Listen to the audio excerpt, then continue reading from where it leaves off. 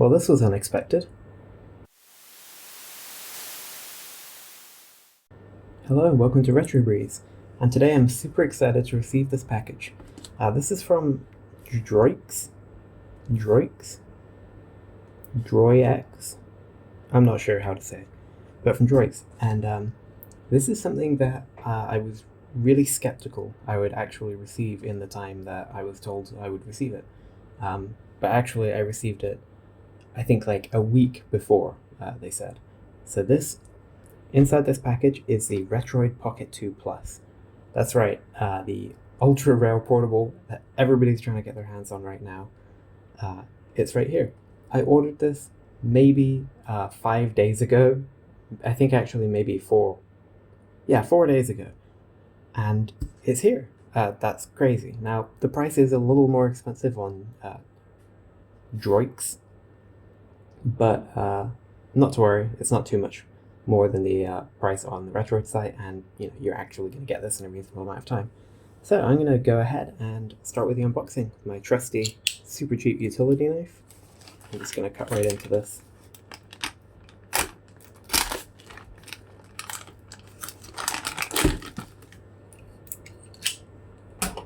Put that away for safety. So this is a bit more of an interesting unboxing than the last one, which was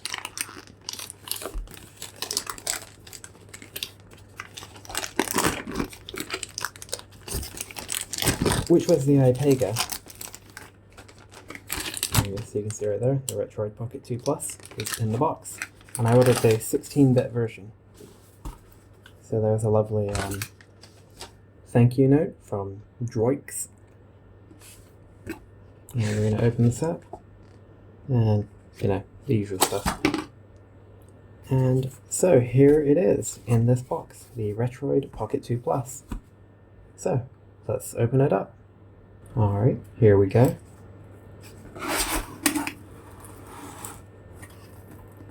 Insert Zelda music here. Alright, so here's the box for the Retroid Pocket 2 Plus.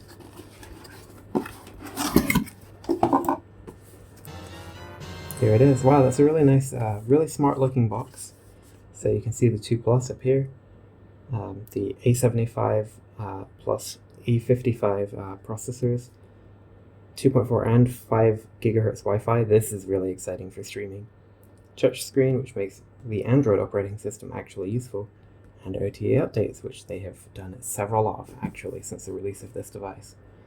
As you can see, I got the 16-bit version. Also comes in the Indigo, which is more like a GameCube. The Black, which I think is reminiscent of PlayStation, PSP. The Yellow, which I'm just not even going to talk about. And the, I think they call this the Retro version, which is like a, it's kind of like a SNES Purple. Which I wasn't quite a fan of. I didn't kind of like the yellowed plastic look, so I went with this one. So I'm going to go ahead and open this up.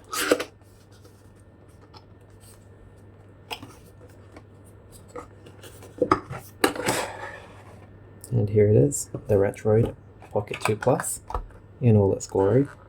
First impressions, it's a lot bigger than I thought it was going to be. Like a lot bigger. Actually, one second. Alright, I just had to go and get this.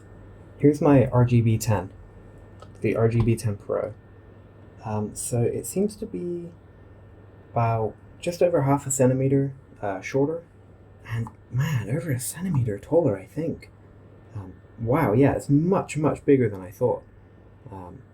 But this is the one to beat for me, so I'm interested to see what the Retroid Pocket 2 Plus is like. So we're going to grab this out here.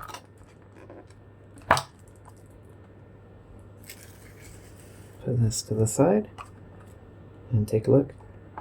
So inside we've got a user's guide. It's all in English. Some tips. Long press the power button, use the home button. Here we go, this is pretty cool. So the Retroid Pocket 2 Plus is a powerful upgrade to the original Retroid Pocket 2. This updated version comes with a Unisoc T310 processor, 2GB plus 32GB eMCP, dual band Wi-Fi, Bluetooth 5.0, and a touchscreen. It also comes with an official game launcher and supports OTA updates, making it an affordable upgrade for those that love the original device. We have a brief introduction here, some precautions. So yeah, there's actually a warning here about if it gets too hot, turn it off or put it into sleep mode. I'm gonna hope that's not an issue with this device. And then inside, USB-C cable, which actually I've been clamoring to get these recently, but now I have like a million of them. And interesting, this is a purple inside, which is, I believe is the same that comes with the Odin, so that's kind of interesting. I wonder if it's the same brand. Either way, it's just a USB cable. Alright, so here we go. Here's the Retroid Pocket 2 Plus.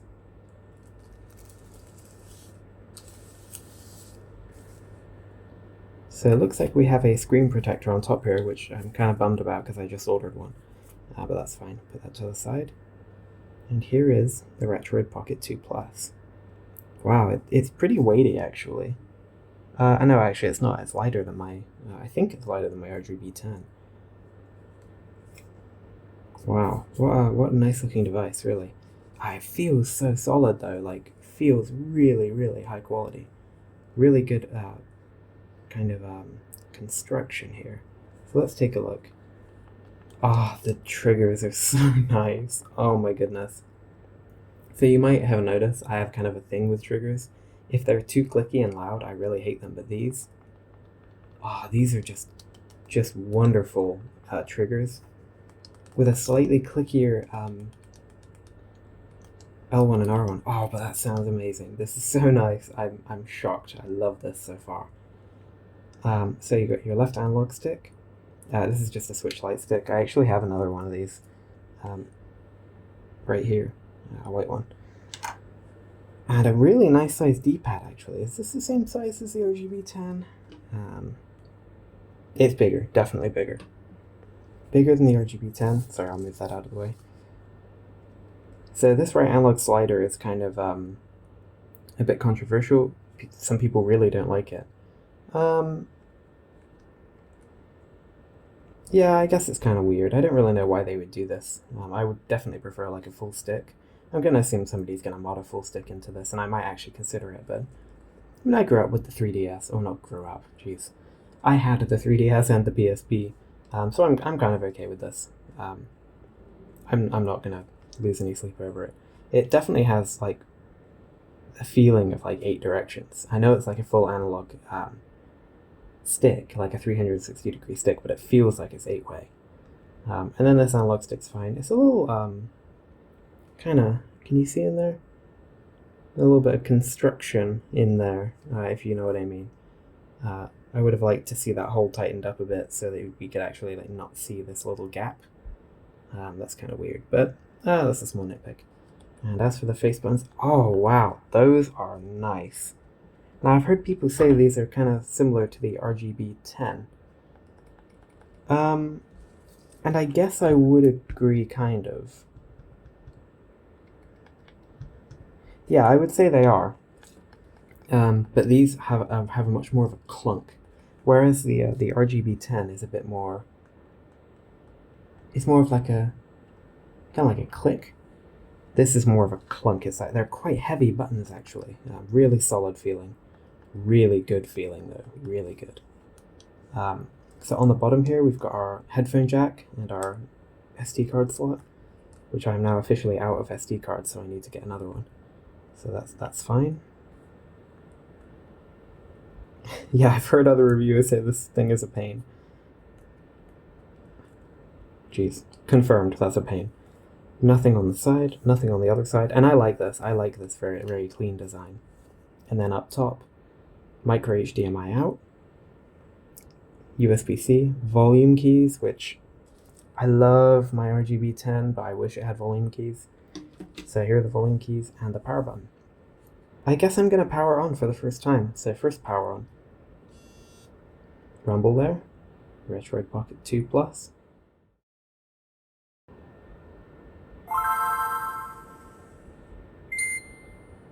I love that, but I wonder if they're actually allowed to do that.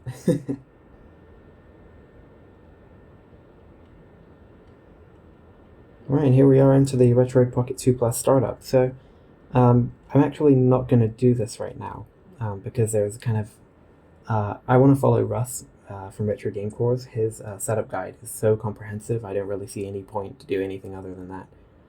So I'm going to wrap this video up now. I should check out these buttons. So yeah, these are just clicky little buttons. But anyway, first impressions. It's a bit bigger than I thought. It does feel a bit boxy in the hands, but that's okay. My screen does look quite kind of reddish yellow though. I'm hoping that when I turn the brightness up, and maybe when the screen kind of breaks in a bit, it will that will change. But it is certainly a bit more. I don't know. There's something about the screen that's not looking quite right to me. I think I just need to get the settings going and see what I can mess around in there. But definitely I'll be having more videos of this bad boy coming up. I'm really excited about it. It looks great. It feels great in the hands. This actually, whereas, okay, again, I gotta bring in my RetroBreeze 10. I love this device. This is my favorite handheld, I think, maybe ever. But it does feel like you bought something like, for 40 quid off of AliExpress, which is what it was. And it's, kind of nondescript and, I don't know, a bit funky. It's a bit of a weird one. This actually feels like a games console. Like, I could imagine going and buying this in a shop. It has a really good quality feel to it. Now, something else I should mention, because I see this asked on a lot of other people's videos. Are these colored buttons sticky? Because Russ, again from Retro Game Core, had an issue where his buttons were sticking. But basically because the paint made them a fraction thicker.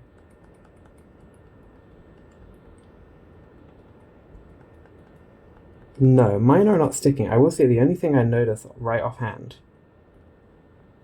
is that you can clearly see that the B button moves the Y button. See if you can see this. There's a slight shift in the Y button, and the other way around as well. There's a slight shift in the B button. That's the only thing I see, but I don't really care about it.